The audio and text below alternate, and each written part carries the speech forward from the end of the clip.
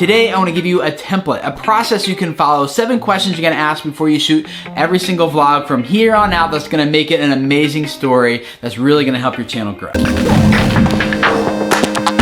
Hey guys, my name is Tim Schmoyer. Welcome to Video Creators. We're all about helping you guys grow your YouTube audience so you can spread a message that reaches people and changes their lives. And the stories that you tell are the things that are going to impact people the most. And when you do start impacting people, that's when people really gravitate towards your vlogs, your channel, your story, and it really starts to grow. A few weeks ago, we talked through a 3-act structure, and I showed you guys how to use that same storytelling format that Hollywood uses and how to apply it to your videos here on YouTube. Today I want to kind of break that down a little bit more and give you an actual process to follow, starting with these 7 questions. Question number 1 that you should ask before you start shooting your vlogs is, who is the character? It's very important that from the very beginning of your videos you quickly establish who is the character of this story. Who am I rooting for? Who am I following here? Who is this story about?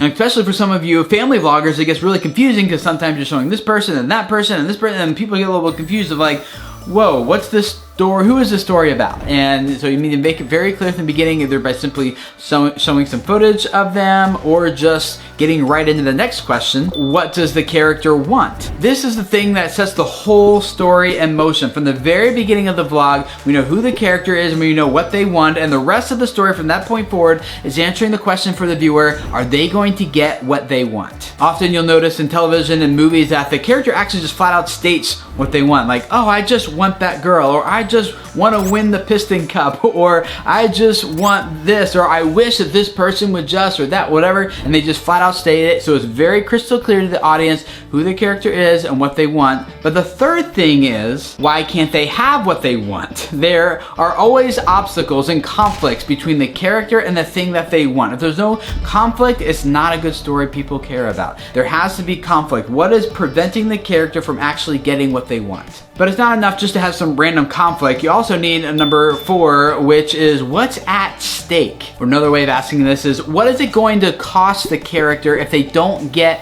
what they want? The higher the stakes, the more engaged this audience will be, because the stronger that question will be in their mind that their brain needs to have resolved before they can just leave your video and move on to something else, which is, will the character get what they want? And wow, that seems insurmountable. I have no idea if they're going to be able to get that. But in any good story, the main character or the hero, they have a guide. And so the 5th question you need to answer is, who or what comes along to help the character do what they couldn't do before? In Star Wars, maybe it's like Obi-Wan Kenobi coming alongside of Luke Skywalker, and he gives him a sword, a lightsaber, right? Or it is Gandalf coming alongside of Bilbo Baggins, or it is the fairy godmother with Cinderella, right? There's someone who comes and equips the hero to be able to overcome this impossible task. But it doesn't necessarily just have to be a person. It could be a tool even that the person discovers that really helps them get what they want. From that point on, the story progresses, maybe with another conflict or 2, until it builds to the climax, which answers the 6th question, which is, how does the character ultimately get what they want? Answering that question for the viewer is very important for making them feel a sense of satisfaction and like, I was cheering for the right team, I know they could do it, like they got it, you know, it makes us feel a sense of excitement. But it can't stop there. The point of the story is not actually, did the character get what they want?